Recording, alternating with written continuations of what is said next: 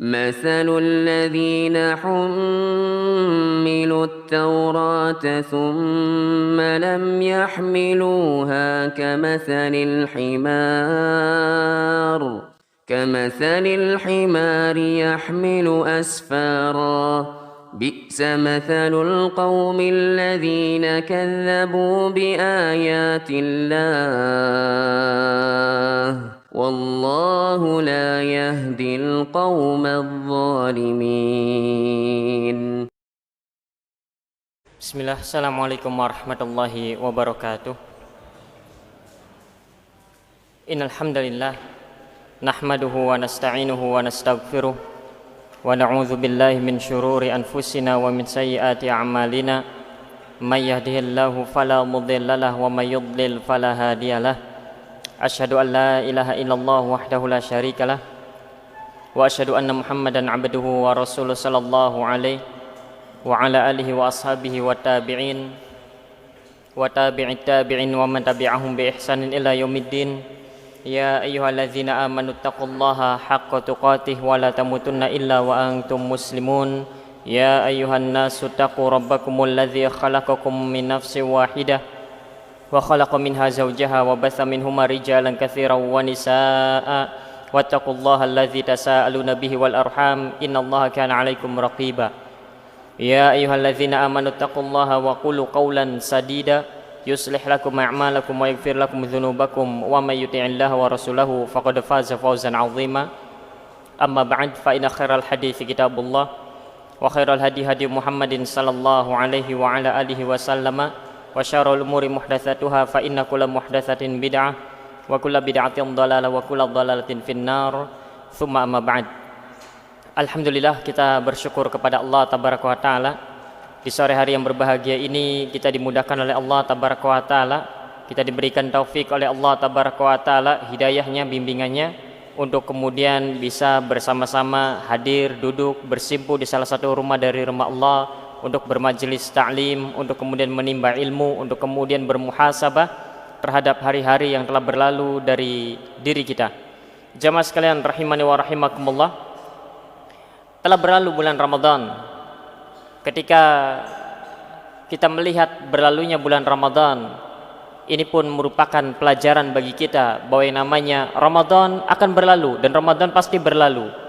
Permasalahannya, apakah Ramadan akan kembali lagi atau tidak? Karena namanya Ramadan pasti akan kembali lagi di tahun yang akan datang. Permasalahannya adalah apakah kita bisa berjumpa kembali dengan Ramadan atau tidak. Ketika bulan Ramadan berlalu, ini ada pelajaran bahwa yang namanya demikianlah kehidupan. Demikianlah kehidupan, bahwasanya apa yang telah berlalu tak dapat kemudian kita ulangi kembali. Ketika Ramadan itu berlalu, maka kita akan melihat ada beberapa bentuk manusia. Di sana ada orang yang ketika berlalunya bulan Ramadan biasa saja, ingin ada, ingin tidak ada, ya biasa saja.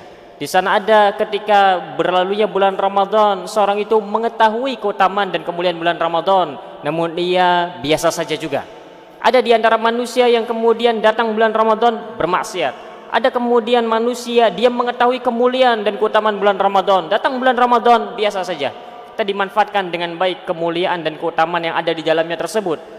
Ada juga orang-orang yang kemudian di awal datangnya bulan Ramadan, dia menyia-nyiakan Ramadan. Ketika berada di penghujung bulan Ramadan, dia sadar bahwa ternyata Ramadan adalah bulan yang mulia, Ramadan adalah bulan yang utama, sehingga kemudian dia pun menyesal.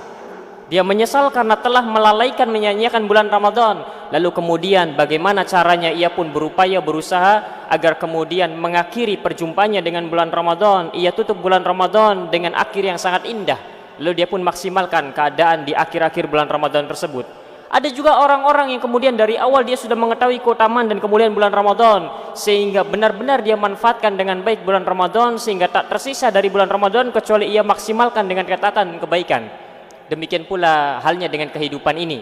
Hanya saja penyesalan yang terjadi ketika bulan Ramadan itu berlalu, penyesalan itu masih dapat kemudian bermanfaat bagi orang yang menyesalnya. Sekalipun di sana ada saja orang-orang yang kemudian tak memahami betapa mulia dan agungnya bulan Ramadan. Namun yang menjadi persoalan adalah di sana ada orang-orang yang ketika bulan Ramadan berlalu, yang tak tersisa dari bulan Ramadan kecuali sedikit, dia baru menyesal, kenapa tidak dari awal saja aku manfaatkan dengan baik Ramadan. Bahkan mungkin ada Ketika Ramadan benar-benar pergi, baru dia menyesal. Datang bulan Syawal, baru dia menyesal. Oh iya, Ramadan memiliki banyak keutamaan, banyak kemuliaan dan lain sebagainya. Kenapa tak dimanfaatkan dengan baik? Ada orang-orang yang demikian keadaannya. Kalau penyesalan itu terkait dengan kehidupannya di dunia, maka penyesalan itu masih dapat mendatangkan manfaat untuknya. Ini mengajarkan kepada kita bahwa setiap orang pasti akan merasakan yang namanya penyesalan, cepat atau lambat. Sebagaimana halnya seorang yang menyesal tatkala Ramadan itu pergi darinya. Ada kalanya orang itu menyesal tatkala masih hidup di dunia, dan penyesalan itu masih dapat berguna dan bermanfaat untuknya. Dan ada kalanya orang itu menyesalnya nanti, ketika dia sudah berada di alam barzah, ketika nanti sudah di padang mahsyar, ketika nanti bahkan sudah masuk ke dalam api neraka, baru menyesal. Sehingga jadilah seorang yang kemudian cerdas, karena Allah tabaraka wa taala memberikan kepada kita nikmat akal untuk berpikir. Jangan kemudian menjadi orang-orang yang kemudian menyesal di waktu di mana penyesalan itu tak lagi berguna dan bermanfaat bagi kita. Sehingga selagi kita masih bisa menyesal, maka menyesallah sekarang. Selagi kita bisa masih memanfaatkan dengan baik kehidupan ini, maka manfaatkan dengan baik kehidupan ini. Dan itu ada dalam perjalanan bulan Ramadan tatkala melalui diri kita. Jamaah sekalian rahimani wa rahimakumullah. Al-Imam Ibn Rajab Al-Hanbali di dalam kitabnya Lataiful Ma'arif, ketika membahas tentang pembahasan bulan Ramadan, di akhir-akhir pembahasan tentang bulan Ramadan menuju pembahasan yang baru bulan Syawal, Al-Imam Ibn Rajab Al-Hanbali mengatakan, kanu, bahwasanya qala ba'du salaf, sebagian salaf ketika berada di penghujung bulan Ramadan atau ketika berada di luar bulan Ramadan, maka dikatakan qala ba'du salaf, sebagian salaf mereka mengatakan, kanu yad'una Allah sittata ashhurin, bahwasanya sebagian para sahabat itu, mereka para sahabat, mereka para salaf dari kalangan sahabat tabi'in dan tabi'ut tabi'in, mereka berdoa kepada Allah tabaraka wa taala selama 6 bulan lamanya, an yuballighum syahrul Ramadan, agar kemudian Allah tabaraka wa taala menyampaikannya kepada bulan Ramadan, mempertemukannya dengan bulan Ramadan.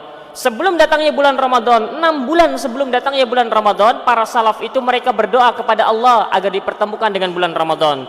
Tsumma yad'una Allah sittata ashhurin an yataqabbalahu minhum.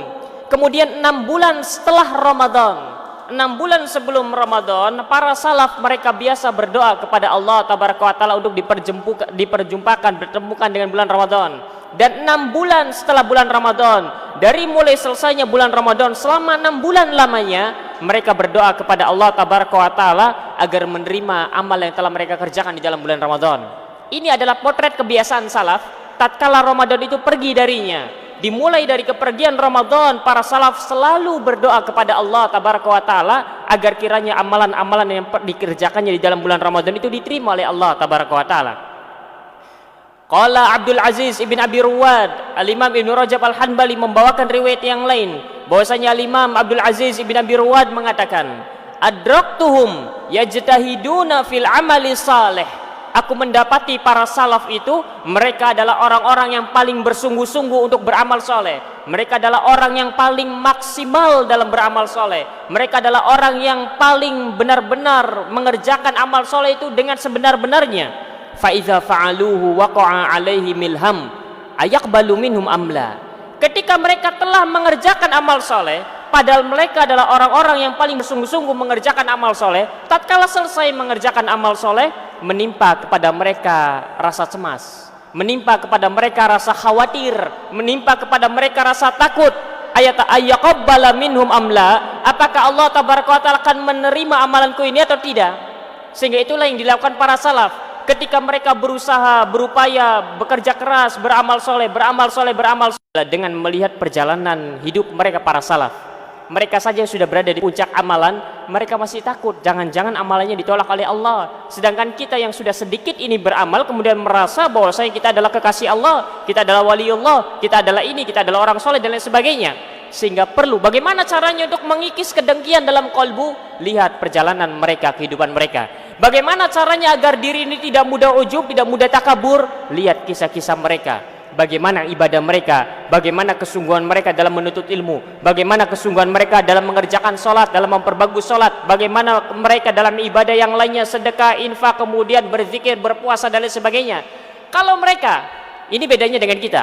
Kalau kita menjadikan lelahnya ibadah sebagai ujian, aduh iya diuji nih puasa, siang-siang panas, capek. Bagi kita itu merupakan ujian, bagi mereka itu kenikmatan, kelezatan. Bayangkan para salaf itu mereka rindu, mereka ketika ingin kemudian ajal menjemput, ketika mereka berpikiran tentang bagaimana nanti kalau sudah wafat dan lain sebagainya, yang mereka rindukan adalah rasa lapar dan dahaga di siang hari, di terik matahari. Yang mereka rindukan adalah kemudian berlelah-lelah di malam hari untuk beribadah kepada Allah. Bayangkan, yang merupakan kenikmatan, kelezatan di sisi mereka, bagi kita itu adalah ujian dan cobaan. Itulah bedanya kita dengan mereka. Apa yang membedakan? Ya, karena kita berbeda dengan mereka. Bayangkan para salaf yang kita anggap sebagai ujian, bagi mereka merupakan kelezatan dan kenikmatan.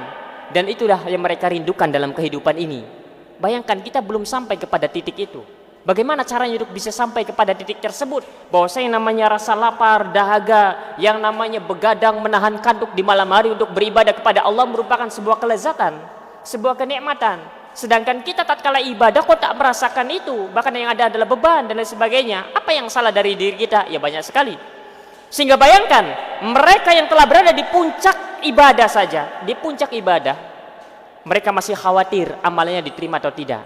Lantas bagaimana lagi dengan kita?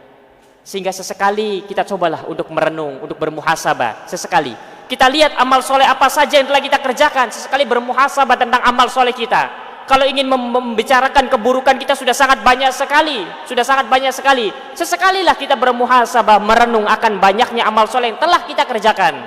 Kemudian sesekali kita berpikir, adakah dari amal-amal soleh yang telah kita kerjakan ini yang diterima oleh Allah Tabaraka wa Ta'ala? Kalau tidak ada, bagaimana caranya untuk ada? Kalau tidak ada, bagaimana caranya agar ada dari amal soleh yang kita kerjakan itu yang kemudian diterima oleh Allah Tabaraka wa Ta'ala? Jadi yang namanya muhasabah bukan hanya merenungi dosa-dosa saja. Ya, dosa-dosa perlu untuk dimerenungi agar kemudian seorang itu bertaubat kepada Allah. Sesekali amal soleh kita itu coba kita fikirkan apa saja yang telah kita kerjakan selama hidup ini. Oh ya, berinfak, bersedekah, oh ya, membaca Al-Quran, oh ya, berpuasa, oh diam-diam mengerjakan ini, diam-diam mengerjakan ini. Kira-kira adakah dari amal-amal soleh tersebut yang diterima oleh Allah Tabaraka wa Ta'ala? Sehingga itu yang kemudian perlu untuk kemudian kita renungi dalam hidup ini. Kalau belum ada, kalau belum yakin ada, maka bagaimana caranya agar ada dari amal soleh itu yang kemudian diterima oleh Allah Tabaraka wa Ta'ala?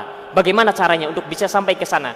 Bagaimana caranya agar kelelahan dalam mengerjakan amal soleh itu kemudian kita jadikan sebagai kelelahan?